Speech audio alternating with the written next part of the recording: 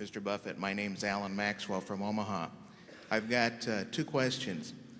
What is your next goal in life now that you're the richest man in the country? That's easy. It's to be the oldest man in the country.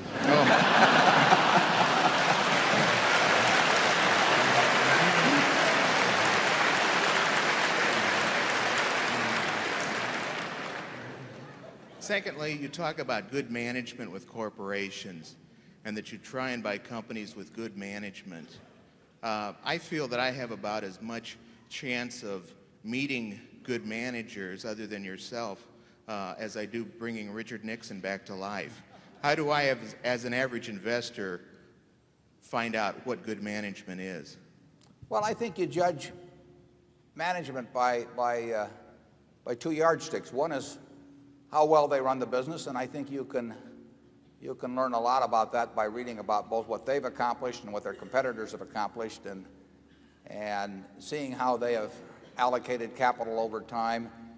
You have to have some understanding of the hand they were dealt when they themselves got a chance to play the hand. But if you understand something about the business they're in, and you can't understand it in every business, but you can find industries or companies where you can't understand it, then you simply want to look at how well they have been doing in playing the hand essentially that's been dealt with them. And then the second thing you want to figure out is how well that they treat their owners.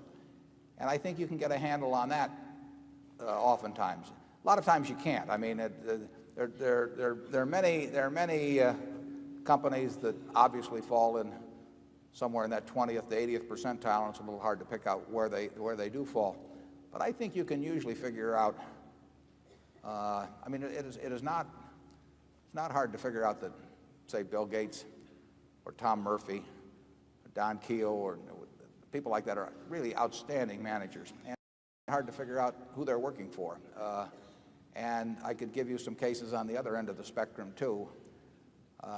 It's interesting how often the ones that, in my view, are the poor managers also turn out to be the ones that really don't think that much about the shareholders too. The two often go hand in hand. But I think reading of reports, reading of competitors' reports, I think you'll get a fix on that in some cases. You don't have to make 100 correct judgments in this business or 50 correct judgments. You only have to make a few. And that's all we try to do. And generally speaking, the conclusions I've come to about managers have really come about the same way you could make yours. I mean, they've come about by reading reports rather than any intimate personal knowledge or knowing them personally at all. So read the proxy statements, see what they think of, see how they treat themselves versus how they treat the shareholders, and look at what they have accomplished considering what the hand was that they were dealt when they took over, compared to what is going on in the industry. And I think you can figure it out sometimes. You don't have to figure it out very often. Charlie? Nothing to add. No.